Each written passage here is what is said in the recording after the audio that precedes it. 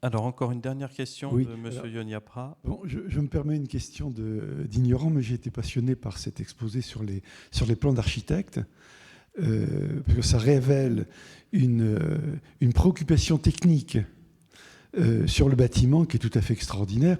Et ma question est simple, mais d'où vient cette culture?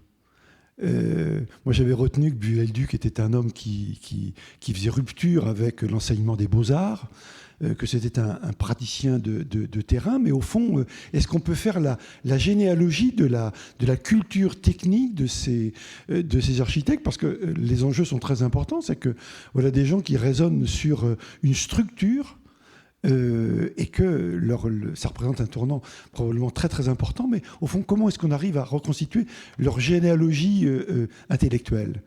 Ça vient pas de n'importe où, cet ensemble de connaissances qui sont exposées dans les commentaires de plans là qu'ils font.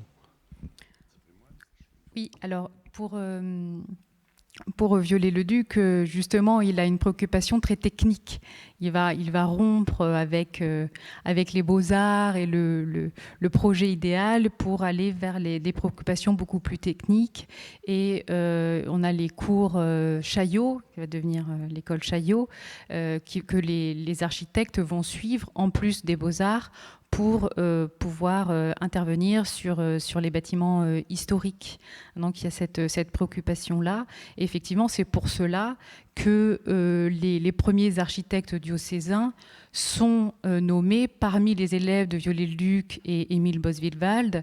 C'est pour s'assurer qu'ils aient cette préoccupation technique et ce regard sur le patrimoine que n'ont pas forcément les architectes des beaux-arts, qui sont plus, si vous voulez, on leur apprend à créer et pas forcément à regarder, à se préoccuper des techniques initiales et de voir comment on peut reproduire cette technique initiale ou amener, parce que Viollet-le-Duc amène aussi des techniques tout à fait modernes, hein, amener des techniques modernes au service du patrimoine.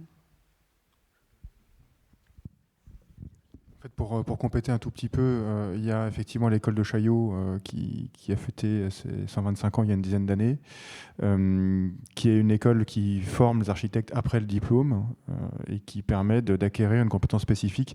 Alors c'est effectivement plutôt sur le monument historique, mais sur le bâti ancien en général.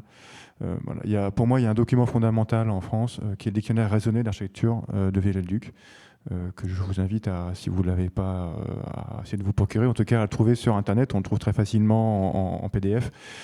C'est un ouvrage fondamental d'une modernité extraordinaire qui parle à la fois de technique et de doctrine. Donc il est très intéressant pour ça. Et l'intérêt aussi, alors j'aime beaucoup ce dictionnaire parce qu'en fait, il n'est pas complètement juste. C'est-à-dire que Viollet-le-Duc décrit des choses comme étant des éléments archéologiques qu'il découvre sur les monuments, et en fait il améliore, il change la réalité pour servir un discours. Donc en fait c'est extrêmement intelligent, parfois assez faux, mais parfois très juste. Donc c'est très difficile quand on est sur les monuments de savoir si le dictionnaire sera vrai ou pas. Donc on le regarde, hein. À Paris notamment, il y a tout un descriptif des chéneaux de la cathédrale de Paris. Bah, c'est parfaitement juste. Voilà. Sur les charpentes, c'est assez faux. Voilà. Donc on a comme ça un dictionnaire qui est pour moi, je pense, un des documents fondamentaux et qui aujourd'hui fait encore école. Viollet-le-Duc, comme vous l'avez rappelé, il a une logique à la fois d'approche archéologique, et c'est l'observation de l'existant qui fait qu'il a acquis en fait toutes ces connaissances et qu'il a restitué dans le dictionnaire. Et aujourd'hui encore, hein, pour moi, l'observation de l'existant, c'est fondamental pour comprendre avant de travailler dessus.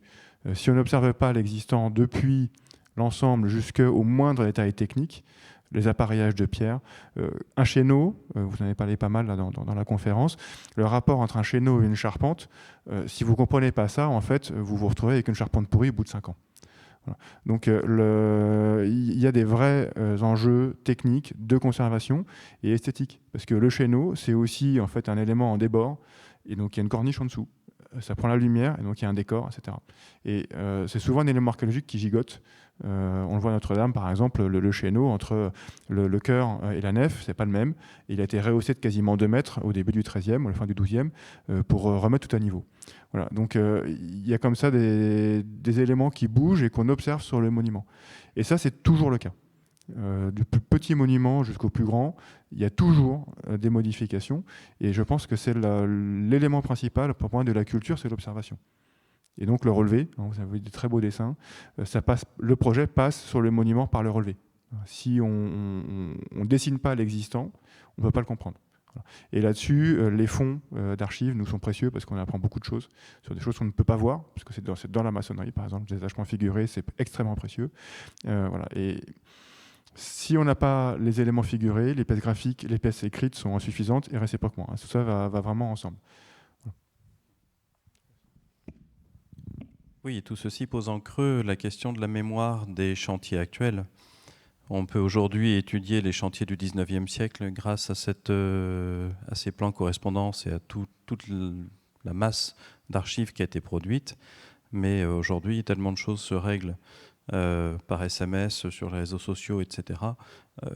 Il y a encore évidemment une documentation graphique qui est conservée, mais enfin, elle n'enregistre pas tout.